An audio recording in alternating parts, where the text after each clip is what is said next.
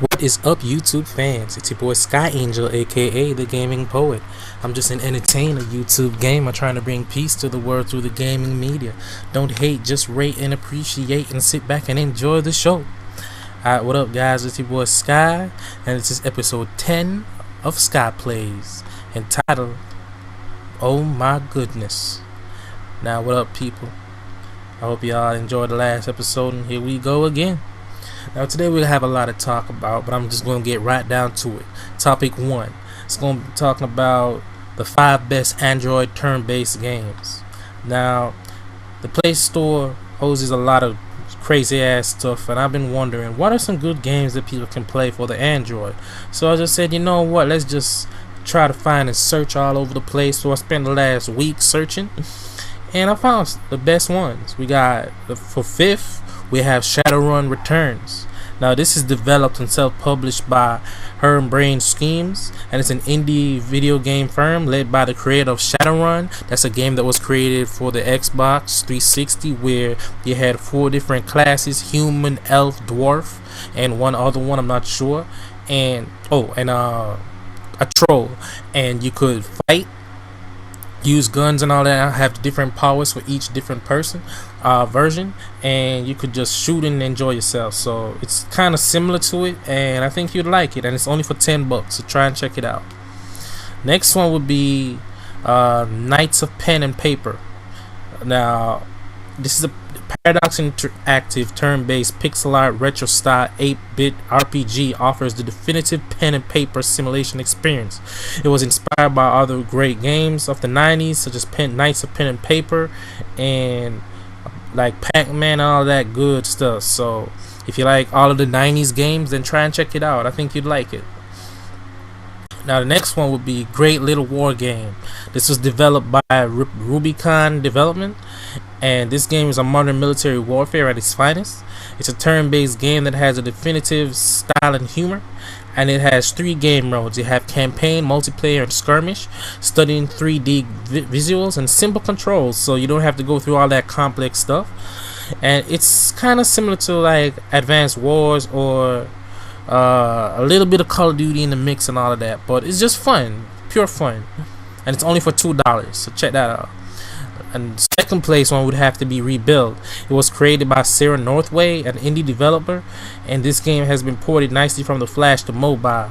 It features some cool looking comic books cutscenes in a dark zombie apocalypse setting, and your task is to bring together survivors to help you defend your fort, reclaim buildings. It's like how you like Walking Dead, the TV show, or such forth. It's not bad. It's only for $1. Check that out. And the best one that I found would be Frozen Synapses, or whatever.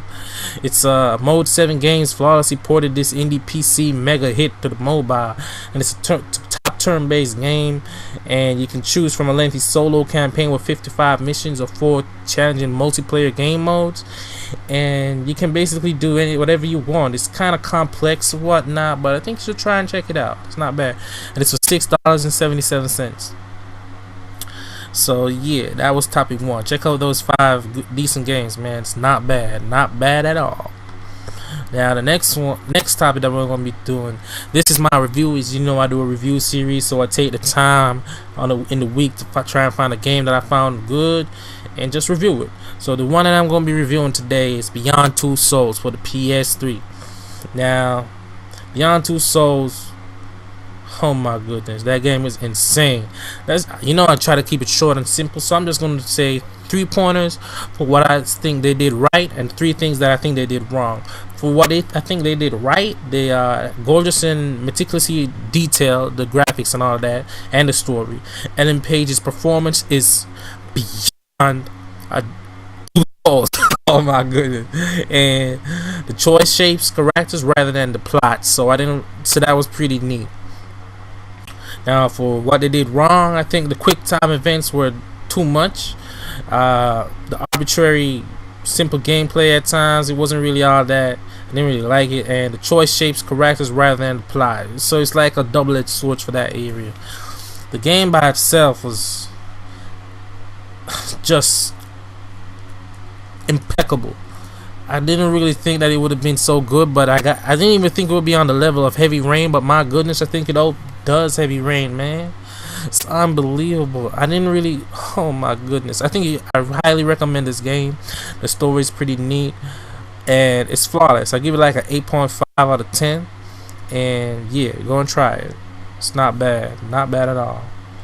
It's mainly about this little girl and this thing that's attached to her uterus, and they can go umbilical cord, sorry, and they can go around. The thing is able to do whatever she wants, but it sometimes has a mind of its own, and you have to try and go through her story, her life, and what she had to experience growing up till she was older, and all the people that you meet. Some try to use her and all a bunch of stuff. I don't really want to break the plot, but this game will change your mindset. Seriously, try and check it out. Next thing I want to talk about, next topic, is this 16-year-old dude, StarCraft 2 player, that gained 10,000 USD at New York Comic Con. His name is Lee Sang-young, and he's from South Korea, and he won 10 grand. Like, for real? Now, this dude is a 16-year-old professional StarCraft 2 player from South Korea. He won this, like I said, and he beat somebody in the grand finals that was watched by over 85,000 people online. I pocketed 10 grand for it. Now, his overall earnings from StarCraft 3 is 177,000 USD. Unbelievable. The money you can make playing video games is just staggering, man. These goddamn Asian people just dominate this industry. Oh my goodness, man. I really have to congratulate this little kid, because I watched it personally and I didn't even think that I could do quarter of the stuff that he did. His speed is just ridiculous. So yeah, just props to that kid. Next thing now, next topic, 7 reasons why everybody's talking about the Xbox One. Yes, the Xbox One. The Xbox One. Yeah. Now, this time next month, millions of people are going to be getting the Xbox One. It was unveiled in May, and we all know I raged about that back in that time on my other channel before it was destroyed, hacked, but whatever. And my goodness, the Xbox One is just gone up the scale, and I think it's going to be on par with the PS4. Unbelievable. For a game that I didn't even regard as even worthy of the existence that it is, it's actually been coming up to pace, and I really have to congratulate Microsoft for building back their market system and trying to get people to get their console. Not bad at all. Now, the first thing now, the philosophy. Xbox One, your all-in-one entertainment device. Now, this is the first reason now. The Xbox One is the all-in-one entertainment system, hence the name. That's why it's the Xbox One, everything in one. Now, games will reach new levels on visual authenticity, and the television will obey your every command. That's why everybody's like hyped for that thing. Next on part 2, the games. A strong lineup of games will launch alongside the Xbox One on November 22. Now, when the game launches on November 23rd, the best ones, the blockbuster ones, will be like Assassin's Creed 4 Black Flag, Call of Duty Ghosts, Battlefield 4 will lead the way, along with a bunch of other games like Roman Royce, Son of Rome, or Forza Motorsport 5. Not bad, man. I'm actually surprised that the lineup is so strong, man. And third one, the controller. Microsoft invested hundreds of millions of dollars into evolve the Xbox One controller. It's all new design, it's trigger rumble motors, and the new D-pad. Everything's just gonna be marvelous with that controller. The power of the Xbox One now. Now, I could list the Xbox One specifications, but I don't really think that y'all would be interested in all that nonsense right now. So in layman's terms, the Xbox One is basically 10 times more powerful than the Xbox 360, and thank God for that. Next thing now, the community. They have redone the entire Xbox Live experience, and I really hope to God that it's going to be legitimately an increase from 100 to 1,000 friends that you can have, and hopefully they don't BS us in that bull crap. But if they're gonna really raise the price for Xbox Live, then I thank God I'm not getting it. Anyways, at least not right now. Next one, the bragging rights. Need I say more? Next one, the entertainment. Yeah. it's gonna be pretty neat that you can actually connect it to your cable and it can do whatever the hell you want. So that's not bad. If you like all of that, then go get an Xbox One instead of a PS4. Next topic I want to talk about. People been telling me all of this Pokemon X and Y. So I got Pokemon X and Y and I tried them out. Alright, so here's my little talk about Pokemon X and Y. Oh man. So I picked up this. I tried to get I'm gonna just talk about the best Pokemon that you can get, basically. Now, it'll be months before everyone even wants to try it out, but I'm just going to talk about the best Pokemon.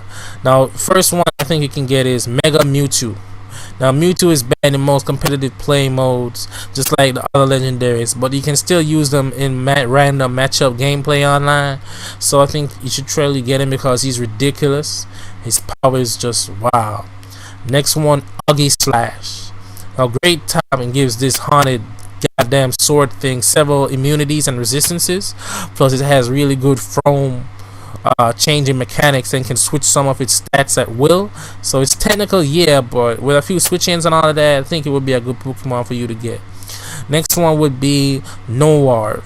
Now, the speed might not be everything in Pokemon, but it sure hell counts for a lot of it. So if you want a very fast Pokemon that can do what it has to do, get that. Next one would be probably let me see, Green Ninja.